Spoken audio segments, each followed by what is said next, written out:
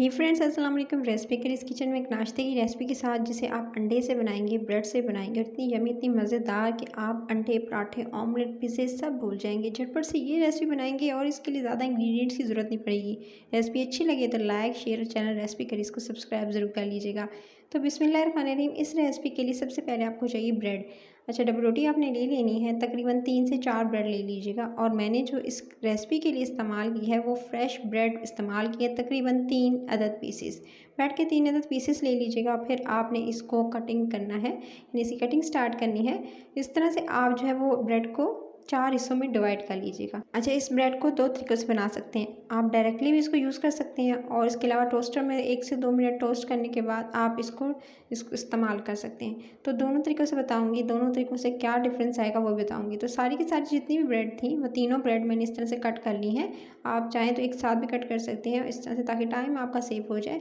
सो जी, इस तरह से पीसेस में कट कर लेने के बाद अब मैंने इसे क्या किया, सिर्फ और सिर्फ 1 से 2 मिनट टोस्टर में इसको टोस्ट किया है और उसके बाद इसको निकाल लिया और अलग से एक पैन लिया। उसके अंदर तकरीबन 1 टीस्पून भरकर बटर डाला और बटर डालते ही जो टोस्ट की भी मैंने ब्रेड ली थी वो इसके अंदर शामिल कर दी।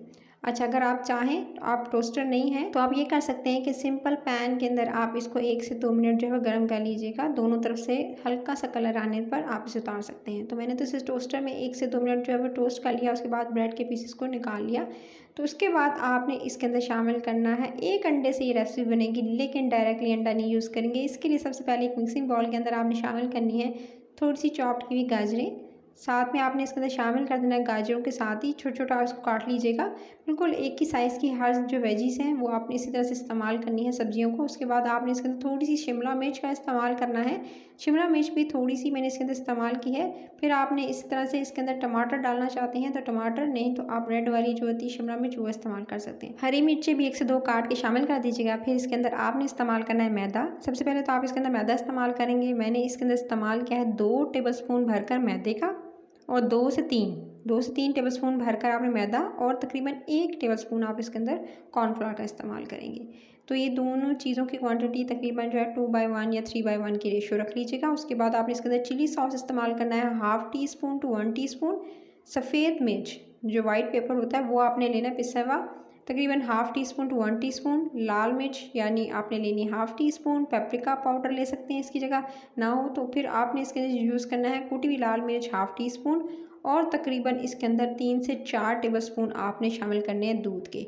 दूध को इसके साथ जो है वो मिक्स करेंगे, पानी का इस्तेमाल नहीं करेंगे। दूध के साथ इसको तमाम वेजिस को अच्छे से मिक्स कर लेना है। मिक्स कर लेने के बाद फिर आप इसके अंदर शामिल करेंगे तकरीबन जो है वो नमक। आप इसके अंदर हाफ़ टी स्पून या हस्ब ज़ायक़ा जितना पसंद करते हैं आप नमक इसके अंदर इस्तेमाल कर सकते हैं। नमक भी इसके अंदर शामिल कर दिया। अब ये दे सकते हैं अच्छे से मिक्सचर रेडी हो चुका था। अब आपने इस मिक्सचर के अंदर शामिल करना है तकरीबन 1 अदद अंडा। अच्छा, इसके अंदर 1 अदद अंडा जाएगा सफ़ेदी और जर्दी के साथ। उसके बाद तमाम चीज़ों को अच्छे से मिक्स कर लेंगे। अच्छे से मिक्स कर लेने के बाद अब आपने जो ब्रेड जो हल्की सी टोस्ट हो चुकी थी, अब इसके अंदर आपने जो अंडे वाला मिक्सचर है वो आपने अच्छे से फेंट के डालना है।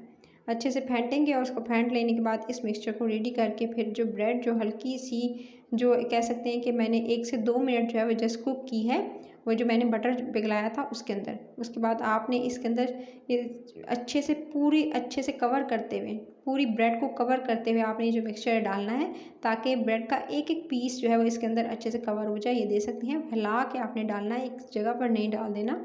इसी तरह से फैला कर डालेंगे ताकि एक एक ब्रेड इसके अंदर सोक हो जाए। और इस तरह से इसको डालने के बाद फिर ऊपर से तकरीबन मैंने थोड़ा सा बटर साइडों पर भी डाल दिया और थोड़ा सा ऊपर भी डाल दिया। जस्ट ज़्यादा नहीं, बस थोड़ा सा डालना है आपने। 1 टेबलस्पून के करीब था ये, तो मैंने थोड़ा थोड़ा करके हर जगह पे डाल दिया है। उसके बाद आपने कवर करके ढक्कन लगा के इसको छोड़ देना है। तकरीबन 3 मिनट के लिए छोड़ दिया था मैंने, बिल्कुल हल्की आंच पे छोड़ा।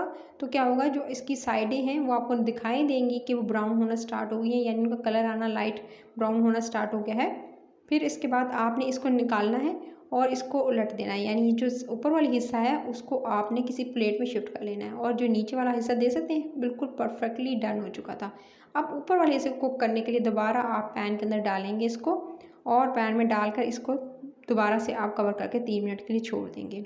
एक अलग से बॉल लेंगे, उसके अंदर आपने चिली गार्लिक वाला जो केचप होता है वो शामिल करना है।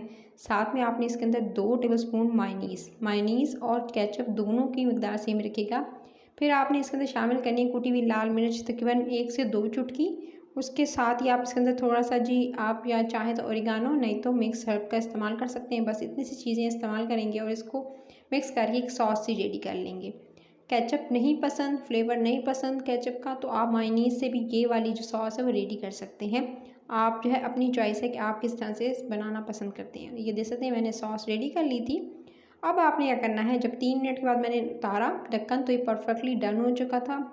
अब आपने ऊपर जो है वो सॉस लगानी है, ऊपर वाले हिस्से पे अच्छे से कवर करेंगे। पूरे हिस्से पे आपने पूरे हिस्से को यानी जो ऊपर वाला हिस्सा है टॉप है वो आपने अच्छे से कवर कर देना है इस सॉस से। सॉस से कवर करने के बाद फिर आपने ब्लैक ले लें, ग्रीन ले लें, ऑलिव्स लेने हैं और उस पे इस तरह से आप फैला देंगे। पिज़्ज़े से कहीं ज़्यादा मज़ेदार जब ये रेसिपी होगी आपसे ज़रूर ट्राई कीजिएगा। फिर चीज़ ले लीजिएगा, चेडर चीज़ ले सकते हैं, मोज़रेला ले सकते हैं। दोनों में से जो आपको पसंद हो, मैंने मोज़रेला का इस्तेमाल किया है ताकि एकदम आपको पिज़्ज़े की फीलिंग आए। सो आप इस पे मोज़रेला के स्टिक्स इस तरह से काट के इस पे रख दीजिएगा। सो इस तरह से इसको रख देना है और इसके बाद अपनी मर्ज़ी से जहाँ-जहाँ आप जब प्लेस करना चाहें उसके बाद आपने टमाटर जो है वो काटने हैं। उसके सीड्स निकाल दीजिएगा, बीज निकालने के बाद उसको रखना है। ऊपर से थोड़ी-सी शिमला मिर्च, थोड़ी-सी जो है वो ओरिगानो स्प्रिंकल कर दिया था। कवर करके 2 मिनट का दम देना है और उसके बाद जैसे ही मेल्ट होगी चीज़ आपने इसको निकाल लेना है। तो मज़ेदार सा नाश्ता हो जाएगा रेडी। फिर इसको कट कर लेना है आपने इस तरह से, जिस तरह से पिज़्ज़ा कटर से इसे कट कर लेंगे, जिस तरह से पिज़्ज़ा के पीसेस किए जाते हैं इसी तरह इसके पीसेस कर लेंगे।